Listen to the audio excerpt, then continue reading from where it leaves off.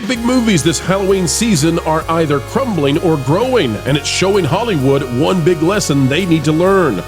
It turns out that even if you have icons, as big as they can be, villains who are the most famous in the world, audiences simply demand, do not subvert our expectations.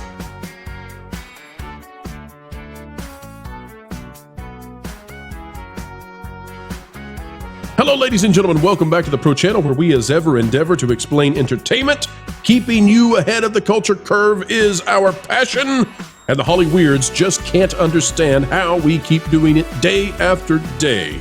Culture Casino helps us do so, though, because he is just as passionate as we are, and he is intriguing with his analysis.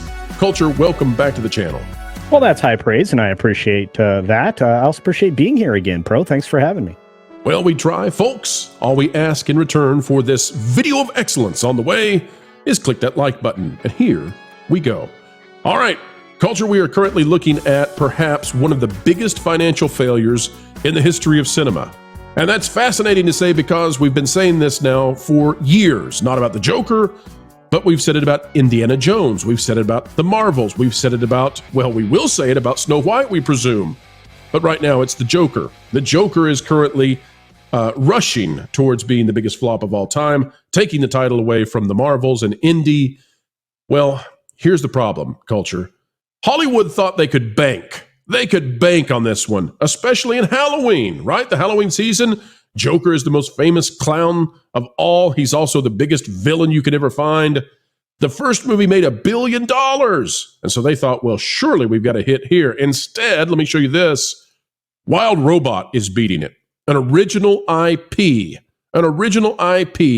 and I'm not trying to be facetious or rude in any way. I'm just saying the average American can't pronounce the name of the actress at the top of the poster. By Chris Sanders, by the way. He's a genius in charge of Lilo and Stitch. And this movie gives to audiences exactly what they're looking for. It is, without a doubt, a traditionally animated film with universal sort of truths and ethos inside of it. Same thing with Beetlejuice. This movie, $435 million. It's about $200 million in the profit. And what does it do? Well, it gives you more of the original. It gives people exactly what they want with Michael Keaton. And by the way, neither he nor any of his other co-stars, Winona Ryder included, Jenna Ortega included, none of them came out and made politically divisive statements until just recently when, as it is now wrapping up at the box office, Keaton came out and made some snide remarks about Elon Musk and the Orange Man bad. So both of those examples, Halloween films that decided we're not going to do anything that makes the audience mad. Joker, on the other hand, decided we'll take a fabulously lucrative franchise now, right? $1 billion movie with Academy Awards, but some of the audience, we don't like them. And we're going to make this. We're going to remake it in the style of Hollywood.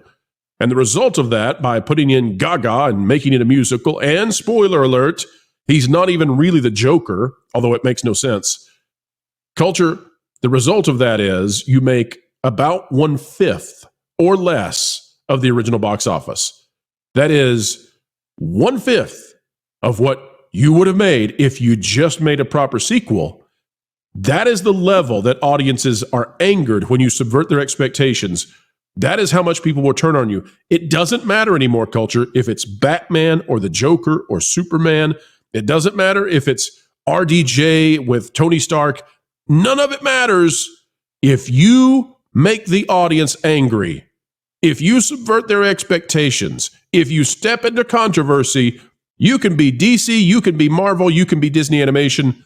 The era of subverting expectations is over. What say you?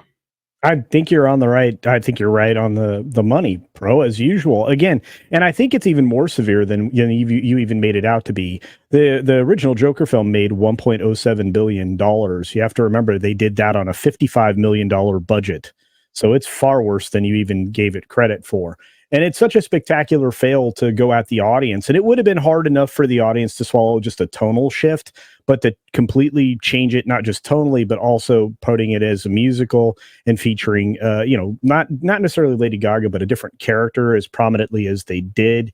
I think they stirred up a lot of problems. Then the film itself was cut into an enormous numbers of bits and scenes that didn't flow congruently, and so the audience that did manage to see this had nothing but bile to throw at it. And I'm with them as far as Hollywood coming to grips with the fact that the under performance is hurting them, and the what did you say?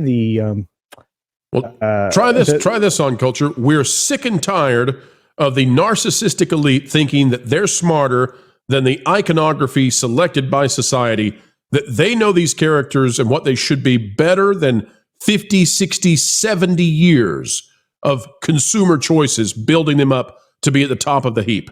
They know better, and we're over it.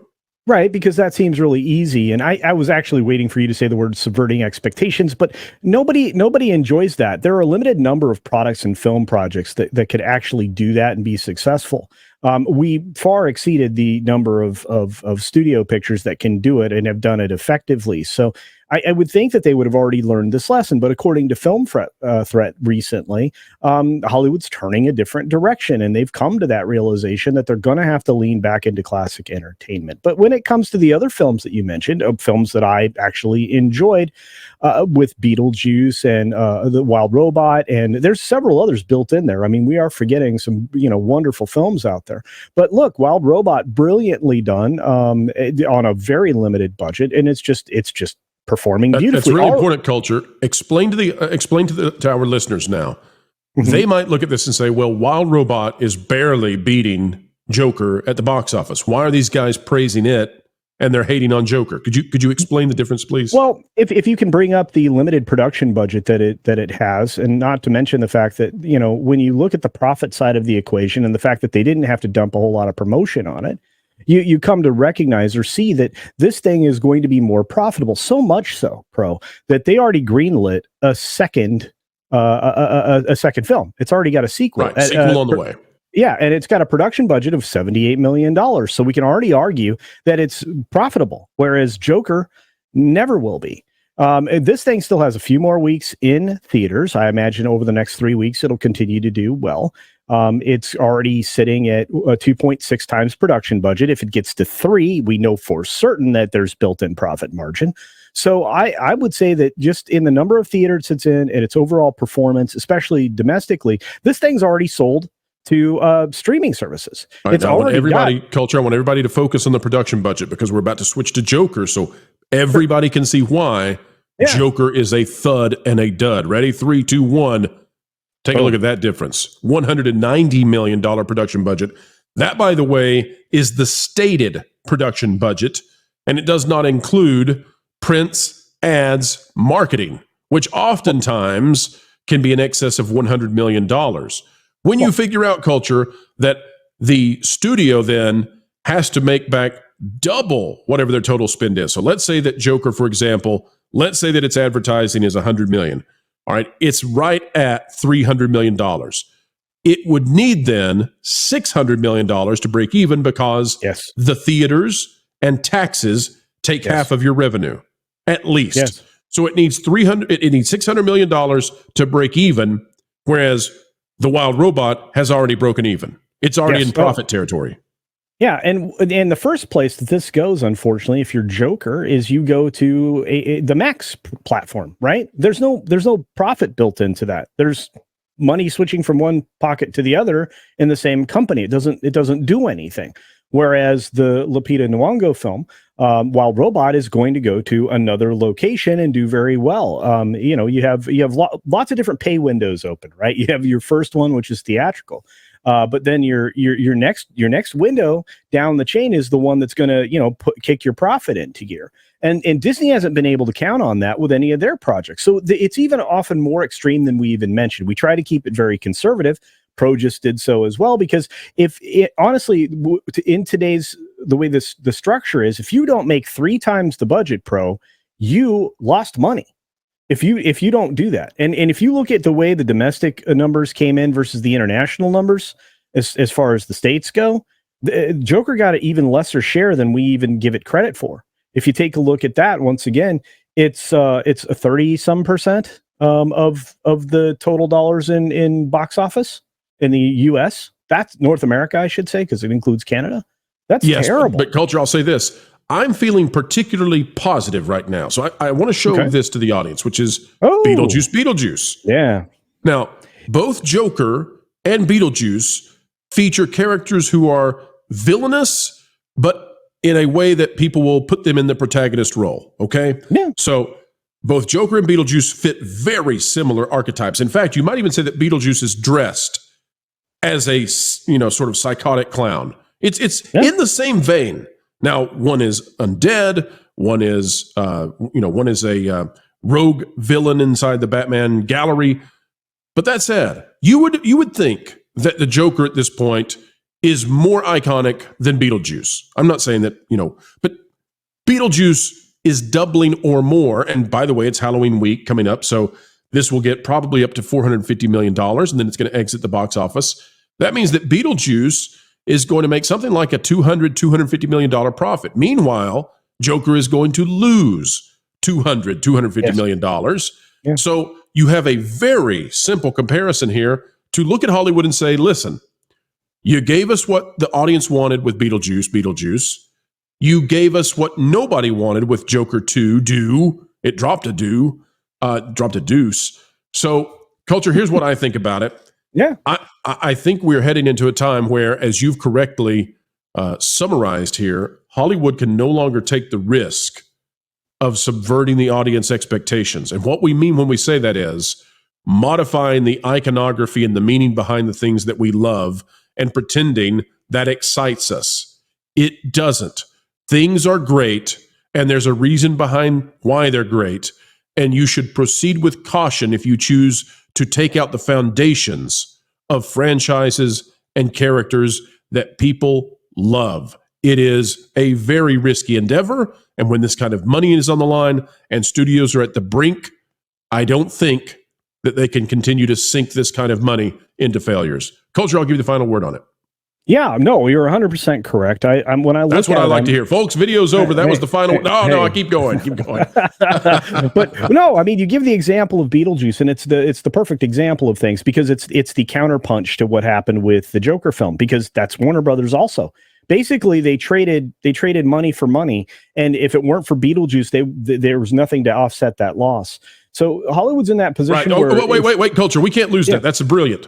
You're telling me that the same studio released both of these two psychotic Halloween clown movies, and that the good one was only able to cover the losses of the other.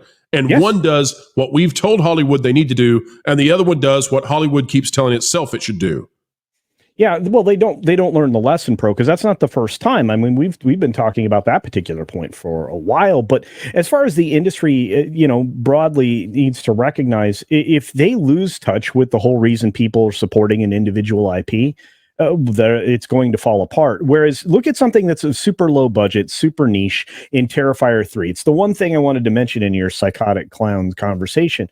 Terrifier 3 is a low budget, $2 million budget, horror film. It's a terror film. It's a gore film. It mixes all those things together. It's not for kids at all, but it's niche, and that product performs out of the gate every single time. So much so that the streaming buy-in from the studio that went and got it before, or to make, I guess, even make it, they already covered the production costs. So every single dollar that Terrifier 3 makes is profit. That's all positive money. Hollywood needs to get back to the $40 million production budget, right? That's why the original Joker was very ridiculously successful, and why they had to make a sequel. But that's the direction they need to go. They need to make a $40 million monster movie. They need to lean into these productions that don't cost very much. And again, the argument for all of this is just a year ago. Godzilla -1. 13 million, let's say. I know it's closer to 10, but let's say $13 million in production budget. How many Joker movies could you have made? Oh, gosh. For that money? 13, 14, something like that. Yeah. And so when you look at it, you go, okay, I'm going to take this tiny little budget. I'm going to make something that makes money. And you pointed out, and it's not a lie, Film LA is coming out with some terrifying numbers. Productions in the Los Angeles area or greater Hollywood, gone. They're just barely, that 25-30% of all productions that used to exist there. Right. And by the way, that's the decentralization of Hollywood that we've been talking about. We've been predicting it. It's going to grow, it's going to expand, and it's going to become more pronounced as independent content creators with artificial intelligence tools grow in power and are able to disseminate that across YouTube and other platforms. So you're going to see this actually grow and grow. Culture, I want to wrap up with this, though, for you. I know I told you that was the final word, but you've intrigued me now. And so I just have to ask, when we're looking at the idea that these iconographies really matter and that they are sitting at the top of the Pareto principle, folks, we don't have time to explain what the Pareto principle is. It's just, if you don't know what it is, look it up or say, well, that's a fancy thing they're using today. Culture, if you're controlling, let's say, Star Wars or Marvel or DC or some of these huge multifaceted franchises out there, if you're controlling those, what would be your takeaway from this video today? What would you do with, let's stick with Star Wars. What's the antidote to this? How do you draw back the audience, understanding what we see with the dichotomy of Joker and Beetlejuice? You lean into the center of the franchise, the things that most people can glom onto and hold onto it with some kind of nostalgic principle. The reason we have nostalgia is because it pulls on the heartstrings. So you have Beetlejuice, which maybe has a mere 35-year history, 40-year history. I think it's 35. But then you look at the twice as much history coming out of the Joker, perhaps, right? So if you lean into the things that people have been in love with for the better part of 50, 60 years, okay, you're going to win. You have to lean into the things that brought people there in the first place. And that has to be central to everything that you do, the story and all that other stuff. You cannot insert a bunch of political mumbo jumbo into that. You can't put a bunch of ideology into that because it won't connect with the audience. And all you have to do simply is not change up what this is about. You have to leave it where it is if you want it to be successful. If you want to tell a story or throw in an allegory, you probably can get away with it, but you can't, from the fundamental level, change what these characters are about or what these stories are. Otherwise, you deviate too broadly and you're going to look at a failure, because when word gets out, and it gets out faster than ever now because of the internet and because of people like you and people like Valiant and people like That Park Place, with Jonas and others, even myself, if we get out there and talk about what's going wrong with what we're seeing, you're going to have a loser on your hands, because the internet's undefeated at this point in time. A lot of people don't understand what nostalgia is. Nostalgia is the association of a strong positive feeling to a well-being, what would you say? With something that increased your well-being in a dramatic way. And so you might look at, if you were to look at it from a historical standpoint, you might say, well, let's say that you went somewhere and they had the best, most delicious steak in your childhood you'd ever had. You would have a positive emotional connection with that location because it's a biological driver for you to return there later on in the hopes that that well-being improvement will be there. And so the problem, Culture, is that people don't realize stories are the same, right? So a very good steak or a very good experience, they're not so disparate, right? Because the steak gives you the nutrition to go on for the harsh winter. The story gives you the means by which you will encounter the world and overcome it. They're both very important for your well-being. And the issue is that if you have this positive correlation with something, and thereby you have nostalgia, which is the strong emotional response to that. If when you go back to get that steak again from the place that served the great steak in your childhood, and instead they serve you venom, then it's not as if you've just been insulted. It's also that they've taken something that you've loved and they've transported it to something dark and bad. And that's what's happening. Now, Joker is dropping a deuce again in the garden that you love to be in. Whereas Star Wars, I think, is literal venom, right? They're just spewing venom on something that you really, that edified you. And so I would say that when it comes to the iconography, the companies also need to recognize that when they're taking these things that people loved, they loved them for a reason. They associate it then with a positive response. And when you take it and transmogrify it into something terrible, then it's a double punch. And that's why people act so vociferously in a negative reaction back to them. Culture, I keep telling you get the final word, and then I do this. So now, folks, ladies and gentlemen, hold me to it. The final word. Look, I'll just say that the visceral reaction that you have tied to a sensory memory is a part of your very being. And you pointed it out quite well that when those things are torn down or destroyed or deconstructed, as the fancy word is being utilized now, it's offensive to your very core because they're removing that nostalgia. That it's like deconstructing grandma's house. Nobody likes it. Yeah, and again, I'll just say it this way: if they were to continue on this path, which there's evidence to suggest they're not any longer, then we wouldn't have much of a Hollywood left in the next 5 years, and we may not now. As you pointed out, independents are rising, and they can do so because the access to financing is actually easier than ever. Because there are people that want to make good things, and good things don't cost all that much. I promise you, an independent Western is coming, and it's going to do really, really well, and it's going to blow Hollywood back 50 years to when they used to do that, and they'll have to go back to doing it again. You heard it here, folks. Get the spaghetti. Dr. Casino, this was a fantastic conversation. I had a great time. I think the audience did as well. If they want more of this, where do they go to find you?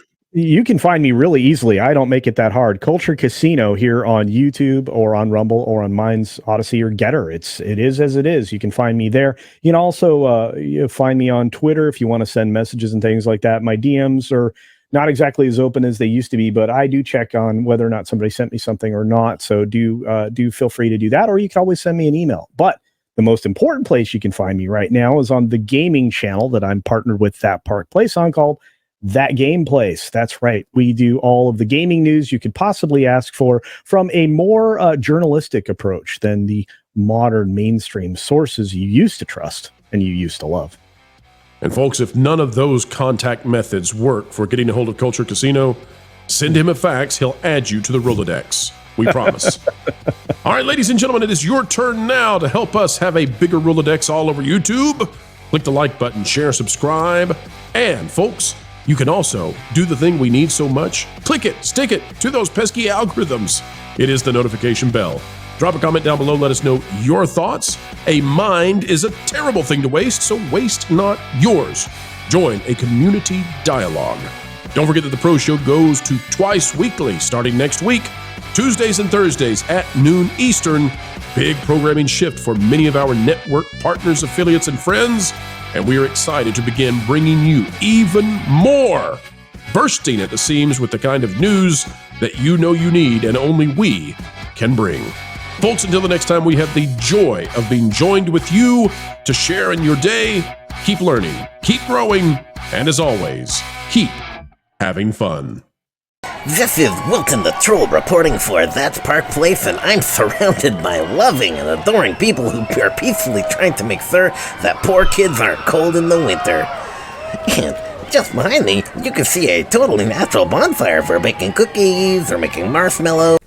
Yeah, so, Wilson, we really appreciate the effort and stuff, but we're looking for real and, accurate news reporting on That Park Place. So not like most news outlets, huh?